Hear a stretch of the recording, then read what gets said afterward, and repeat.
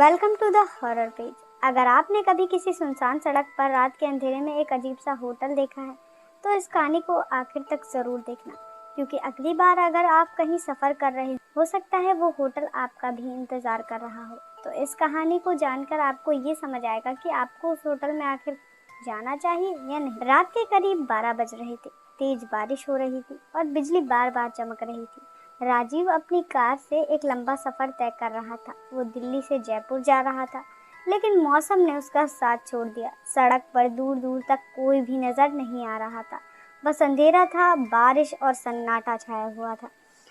अचानक से उसकी कार झटके से रुक गई। उसने कई बार उसे स्टार्ट करने की कोशिश की, लेकिन कार ने जवाब दे दिया।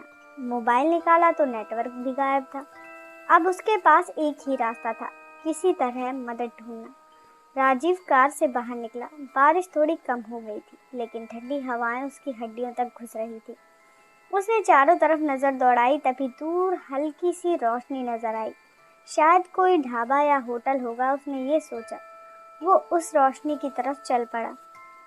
जैसे जैसे वो पास पहुंच रहा था, उसे एक पुराना सा बोर्ड नजर आने लगा, जिस पर लिखा था वेलकम टू द होटल शांति निवास। होटल काफी पुराना और सुनसान लग रहा था। दीवारों पर काई जमी हुई थी और खिड़कियों के शीशे टूटे हुए थे, लेकिन अंदर से हल्की हल्की रोशनी आ रही थी।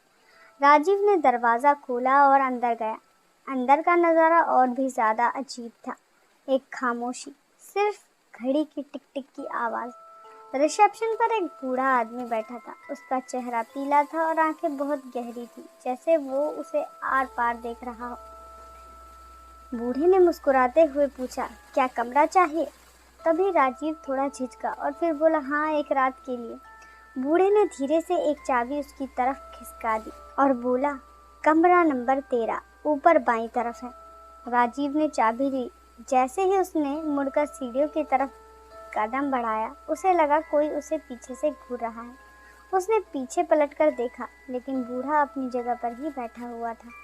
सीढ़ियां चढ़ते वक्त हर कदम पर चरमराहट की आवाज आ रही थी। कमरा नंबर 13 का दरवाजा उसने खोला। कमरा ठीक ठाक था, लेकिन अजीब सी बदबू आ रही थी, जैसे कुछ सड़ गया हो। शायद पुराना होटल है, उसने ये कहकर खुद को समझाया।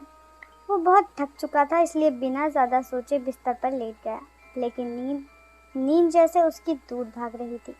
अचानक उसे लगा जैसे कोई दरवाजे के बाहर धीरे धीरे चल रहा हो। टक टक टक टक।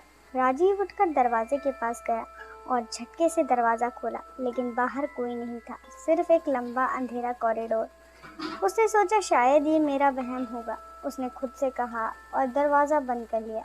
लेकिन जैसे ही वो वापस मुड़ा, उसने देखा कमरे के कोने में कोई खड़ा था। एक औरत सफेद साड़ी में और बाल चेहरे पर गिरे हुए।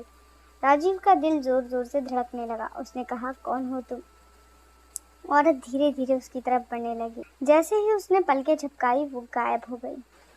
वो घबरा गया और अब उसे बिल्कुल भी नींद नहीं आ रही थी। वो नीचे रिसेप्शन पर जाने का फैसला करता है। जैसे ही वो नीचे पहुंचा, वो देखता है कि बूढ़ा आदमी अब भी वहीं बैठा है। उसने हकलाते हुए पूछा कि ये होटल ठीक तो है ना? बूढ़ा मुस्कुराया, बोला, यहाँ जो आता है वो कभी ठीक नहीं रहता। राजीव डर गया और बोला, मैं जा रहा हूँ यहाँ से। तभी बूढ़े ने धीरे से बोला, यहाँ से जाना इतना आसान नहीं है।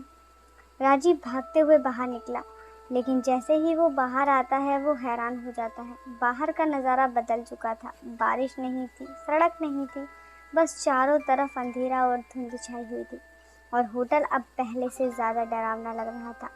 वो वापस अंदर जाने को मजबूर हो गया। अब होटल के अंदर आवाज़ें आने लगी थी, लोगों के हंसने की, रोने की, चीखने की। राजीव धीरे धीरे किचन की तरफ बढ़ा। किचन का दरवाज़ा आधा खुला हुआ था। उसने अंदर झांका और जो उसने देखा वो उसकी ज़िंदगी का सबसे खौफनाक मंजर था।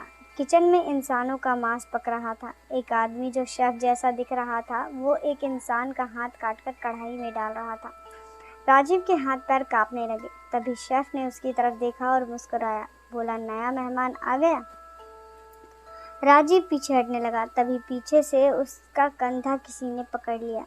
वो मुड़ा और वो सफ़ेद साड़ी वाली वही औरत नजर आई। इस बार उसका चेहरा साफ दिख रहा था, आंखें पूरी काली और मुंह से खून भी बह रहा था। यहाँ से कोई नहीं जाता, उसने ये फुसफुसाया।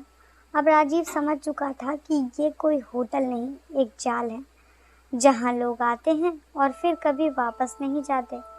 उसे अचानक रिसेप्शन पर बैठे बूढ़े की बात याद आई। यहाँ जो आता है वो कभी ठीक नहीं रहता। राजीव ने पूरी ताकत से भागने की कोशिश की। सीढ़ियाँ, कॉरिडोर सब जैसे बदलते जा रहे थे। हर दरवाजे के पीछे से चीखने की आवाज़ आ रही थी। अचानक वो एक कमरे में घुस गया और अंदर जो उसने देखा वो खुद था। हाँ, उसी का एक रूप, खून से लथपथ ज़मीन पर पड़ा हुआ। राजीव की सांस रुक गई। ये कैसे हो सकता है? उसने ज़ोर से चिल्लाते हुए पूछा। तभी पीछे से आवाज़ आई कि तुम पहले ही मर चुके हो। वो पलटा। वो बूढ़ा आदमी उसके पीछे खड़ा था। उसने कहा, ये होटल उन लोगों के लिए है जो रास्ता भटक जाते हैं और जिनकी मौत तय होती है। राजीव को अब समझ आ गया था कि उसकी कार और उसका रुकना सब एक जाल था। अचानक पूरा होटल हिलने लगा, दीवारों से खून बहने लगा और वो सारे लोग जो मरे थे अब उसकी तरफ बढ़ रहे थे। तुम भी हमारे साथ रहोगे, सब एक साथ बोले और फिर एक जोरदार चीख गूंजी। अगली सुबह एक ट्रक ड्राइवर उसी सड़क से गुजर रहा था। उसे एक टूटी हुई कार दिखाई दी। वो पास गया तो कार खाली थी, लेकिन सड़क के किनारे एक पुराना बोर्ड पड़ा था जिस पर लिखा था, वेलकम टू होटल शांति निवास। लेकिन अजीब सी बात यह थी कि वहाँ कोई होटल था ही नहीं, सिर्फ जंगल और सन्नाटा। कहते हैं कि आज भी उस सड़क पर रात के समय एक होटल नजर आता है और जो भी वहाँ रुकता है वो कभी वापस नहीं आता। तो अगर आप कभी रात में सफ़र कर रहे हो और आपको कोई अजीब सा होटल नजर आए तो वहाँ रुकने की गलती मत करना, क्योंकि हो सकता है कि वो भूत का होटल हो और अगला शिकार आप ही हो जाएं। स्टोरी अच्छी लगी हो तो इसे लाइक ज़रूर करना।